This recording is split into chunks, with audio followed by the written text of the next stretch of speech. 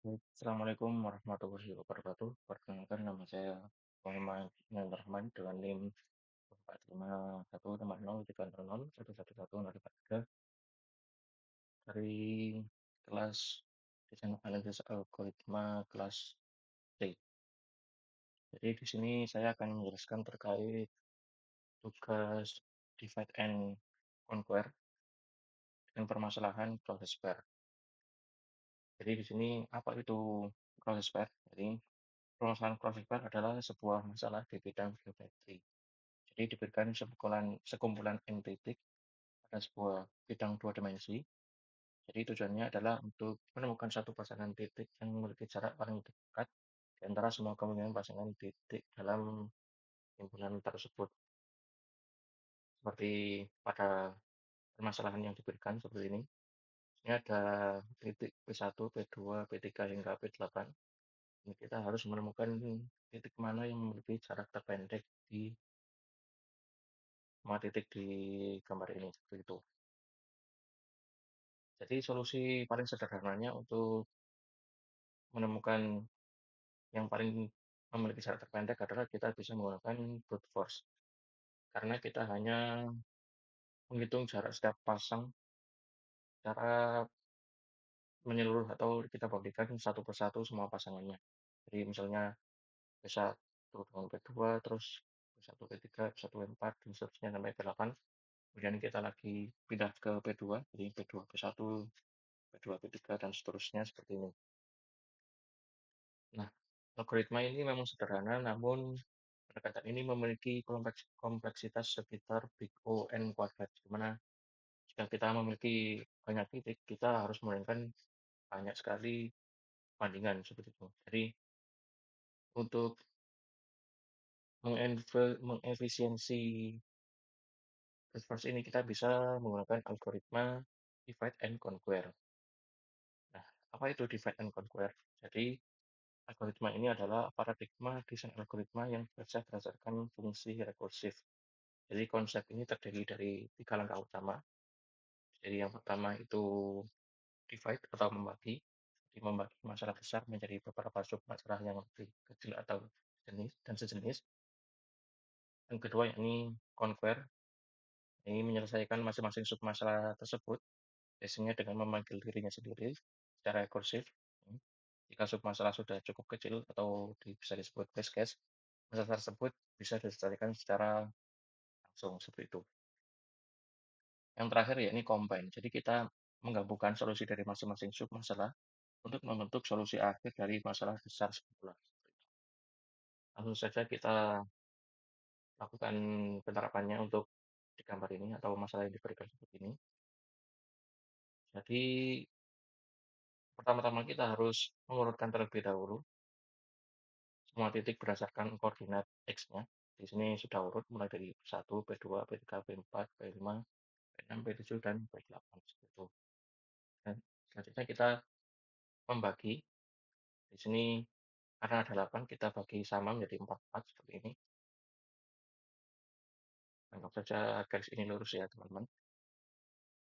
Nah, di sini karena kita belum menyentuh base case, kita memanggil lagi atau rekursif agar bisa sampai menuju base case. Karena di sini kita melakukan jarak terpendek antara dua titik, maka base case-nya n-nya sama dengan 2. Jadi di sini dari 4 ini kita bagi lagi menjadi 2. Seperti ini.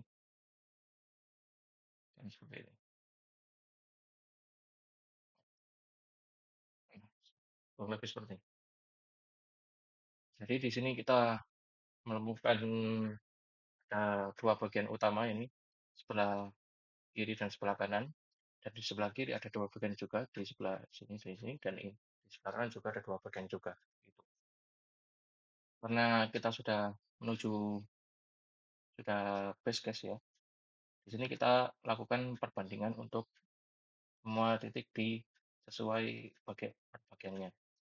Yang pertama kita fokus ke bagian kiri terlebih dahulu. Di sini ada P1, P2, P3, dan P4. Untuk menghitung jarak antara dua titik, kita bisa menggunakan fungsi Euclidean kalau tidak salah.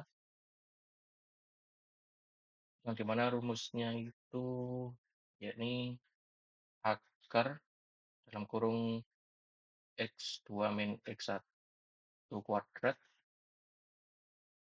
plus dalam kurung Y2 min Y1 kuadrat, seperti itu kurang lebih. Nah, di sini kalau kita lihat secara kasat mata, antara P1, P2, dan P3, P4 yang lebih kecil adalah P3 ke P4 ini. Jadi, kita combine dua ini dari P1, P4, dan P3, P1, P2, dan P3, P4. Kita combine, kita menemukan yang paling kecil adalah P3, P4. Jadi, di sebelah kiri ini, yang paling kecil adalah P3 dan P4. Kita lanjut ke bagian yang sebelah kanan. Kita sama menggunakan fungsi yang tadi, menggunakan Euclidean tadi. Nah, kalau kita lihat secara kasat mata juga, untuk P5, P6, P7, dan P8 yang memiliki jarak terpendek adalah P7 dan P8 seperti ini. Jadi kita combine untuk sebelah kiri ini.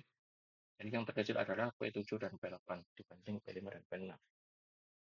Terus kita combine dari sub di sebelah kiri dan sub sebelah kanan.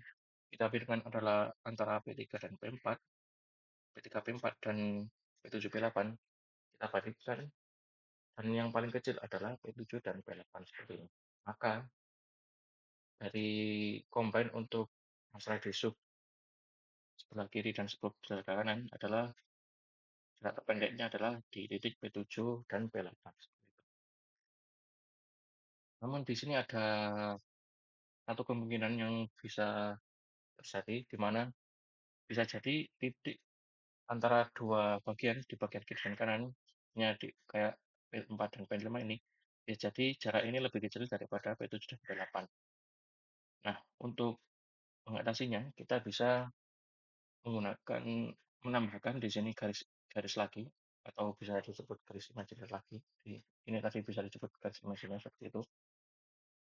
Yang dimana jaraknya antara titik tengah ini ke samping adalah jarak terpendeknya yang ada di P7 dan P8 yang kita sebut sebagai jarak terpendek tadi dari komponen dua bagian ini. Seperti ini. Jadi kita menambahkan garis lagi. Seperti ini kurang lebih. Yang dimana jarak ini ke sini dan ini ke sini adalah jarak terkecil yang kita temukan pertama tadi, antara P7 ke P8. Nah, dan di sini kita hitung jarak ke P4 dan ke P5 dengan fungsi yang sama, Misalnya di sini adalah 2, namun dan di sini kita menemukan bahwa jaraknya adalah 2,5 atau mungkin lebih.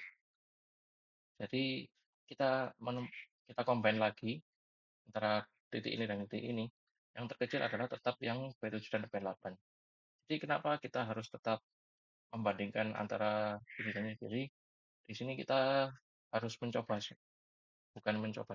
Jadi kita harus tetap membandingkan di sini karena bisa jadi titik antara bagian kiri dan kanan ini bisa jadi lebih kecil dari yang kita temukan tadi.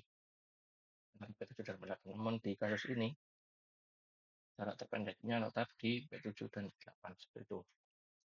Maka untuk masalah proses PR ini, untuk masalah di gambar ini, jarak terpendek yang ditemukan adalah di bagian P7 dan P8.